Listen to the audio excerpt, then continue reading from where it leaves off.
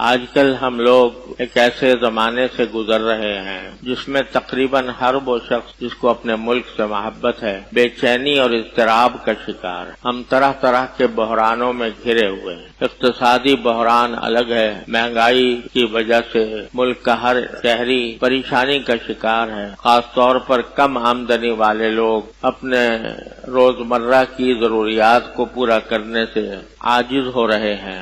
ملک مالی اعتبار سے انتہائی کمزور ہو چکا ہے، اقتصادی بدحالی میں ہم لوگ مبتلا ہیں، اور اس قسم کے حالات بعض اوقات قوموں پر آتے ہیں، لیکن اگر قوم متفق ہو اور یکجہتی کے ساتھ، مفاہمت کے ساتھ، باہمی اتفاق کے ساتھ ان مشکلات کا مقابلہ کرنے کے لیے تیار ہو تو رفتہ رفتہ ان مشکلات کا ازالہ ہو جاتا ہے۔ لیکن افسوس یہ ہے کہ اس وقت قوم خود بٹی ہوئی ہے اور شدید انتشار کا شکار ہے، اور سیاسی اعتبار سے سارا ملک اور قوم اس طرح بٹے ہوئے ہیں کہ ایک دوسرے کے جانی دشمن بنے ہوئے۔ یہ انتہائی خطرناک صورتحال ہے، اور اس صورتحال سے بچنے کا اور اس سے نکل کر امن اور استحکام حاصل کرنے کا اس کے سوا کوئی اور ذریعہ نہیں ہے کہ ہم اللہ تبارک و تعالیٰ کی طرف متوجہ ہوں، اپنے گناہوں سے اللہ تعالیٰ کی بزرگ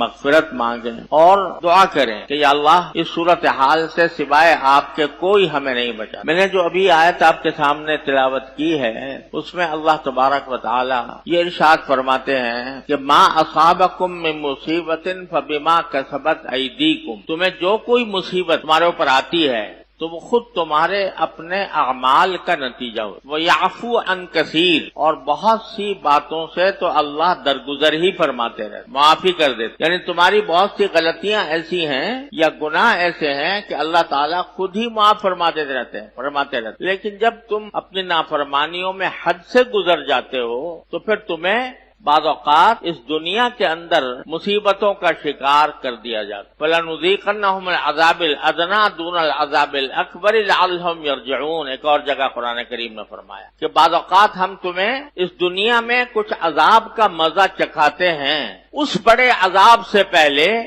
جو آخرت میں آنے والا ہے۔ نافرمانیوں کا اور گناہوں کا ایک اصلی جو عذاب ہے وہ تو مرنے کے بعد جب آخرت کی زندگی آئے گی اس وقت ہوگا۔ اللہ تعالیٰ ہر مسلمان کو اس سے محفوظ رکھے، لیکن اللہ تعالیٰ فرماتے ہیں کہ کبھی کبھی ہم دنیا میں تمہیں اسی دنیا میں کسی عذاب کا مزہ چکھاتے ہیں۔ کیوں چکھاتے ہیں؟ لعلہم یرجعون، تاکہ جن لوگوں کو وہ عذاب کا مزہ چکھایا گیا ہے وہ ہماری طرف رجوع کریں، ہماری طرف لوٹ آئیں۔ تو اس میں اللہ تبارک و تعالیٰ نے اس آیت میں یہ بات بتا دی کہ جب ہم کبھی تمہیں تمہارے اعمال کی وجہ سے، تمہاری غلطیوں کی وجہ سے، تمہاری نافرمانیوں کی وجہ سے جب اس دنیا میں کوئی عذاب تم پر مسلط کرتے ہیں تو اس کا واحد راستہ کیا ہے؟ لعلہم یرجعون، کہ اللہ تبارک و تعالیٰ کی طرف رجوع کرو، اللہ تعالیٰ سے مانگو۔ اور اللہ تعالیٰ سے کیا مانگو؟ ایک تو یہ بات مانگو کہ یا اللہ ہم پر جو کچھ صورتحال مسلط ہے وہ یقیناً ہمارے اپنے اعمال کی بدولت ہے۔ تو اللہ سب سے پہلے تو ہم آپ کی بارگاہ میں مغفرت مانگتے ہیں اپنے اس گناہ سے، اور دوسرے آپ ہی سے یہ التجا کرتے ہیں کہ آپ ہی ہمیں اس مصیبت سے نجات دلائیں، کوئی راستہ ہمارے لیے نکالیں۔ آپ قادر مطلق ہیں، آپ رحیم و کریم ہیں، تو اللہ اپنے فضل و کرم سے آپ اپنی قدرت کاملہ کے ذریعے ہمیں اس مصیبت سے نکالیں۔ لعلہم یرجعون، تاکہ لوگ ہماری طرف رجوع۔ آج صورتحال ہماری یہ بنی ہوئی ہے کہ یہ جن حالات سے ہم دو چار ہیں تقریباً ہر مجلس میں اس کا تذکرہ ہوتا ہے، اس پر تبصرے ہوتے ہیں، کس کی ذمہ داری ہے، کس نے یہ حالات یہاں تک پہنچائے، کون سی حکومت اچھی تھی، کون سی بری تھی، کس کی ہمیں حمایت کرنی چاہیے، کس کی مخالفت کرنی چاہیے۔ اور چونکہ لوگ دو گروہوں میں بٹے ہوئے ہیں لہذا ہر گروہ اپنی تائید میں دلائل پیش کرتا ہے اور دوسرا اس کی تردید کرتا ہے اور اپنے تائید میں دلائل۔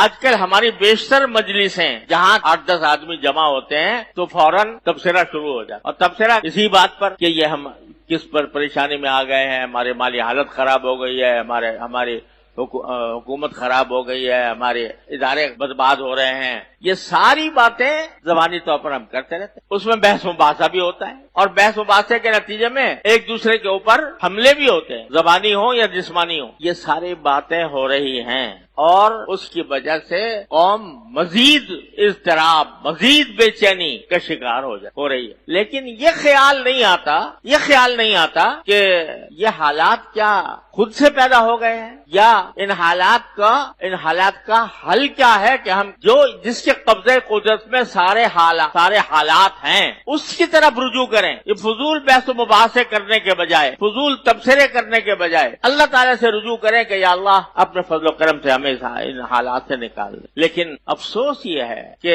ان برے حالات میں بھی، جبکہ ہر شخص کی زبان پر ان برے حالات کا شکوہ ہے اور اس ذمہ داری پر بحث ہے کہ یہ آیا پچھلی حکومت کی گڑبڑ تھی، اس نے یہ حالات پیدا کیے، یا موجودہ حکومت کی ہے کہ اس نے یہ حالات پیدا کیے ہیں، اس پر بحث ہو رہی ہے۔ میں کہتا ہوں خدا کے بندو، اگر ایک گھر میں آگ لگی ہوئی ہو، ایک گھر میں آگ لگی ہے، تو اس گھر والوں کو کیا یہ چاہیے کہ وہ اس پر بحث کریں کہ کس نے آگ لگائی تھی اور کون اس آگ لگانے کا ذمہ دار ہے؟ اس پر بحث کریں گے، یا جا کے خود سب سے پہلے آگ بجھانے کی فکر کریں گے؟ آج ہماری حالت یہی ہو رہی ہے کہ آگ لگی ہوئی ہے بحرانوں کی، اقتصادی بحران، سیاسی بحران، لڑائیاں، جھگڑے، نفرتیں، ایک دوسرے کے اوپر طنز و تعریض اور ایک دوسرے کو برا بھلا کہنا، یہ آگ لگی ہوئی ہے پورے ملک، اور بحث اس پر ہو رہی ہے کس نے لگائی، یہ آگ کس نے لگائی؟ یہ کہتا ہے تو نے لگائی، وہ کہہ رہا ہے تو نے لگائی۔ تو اللہ کے بندو،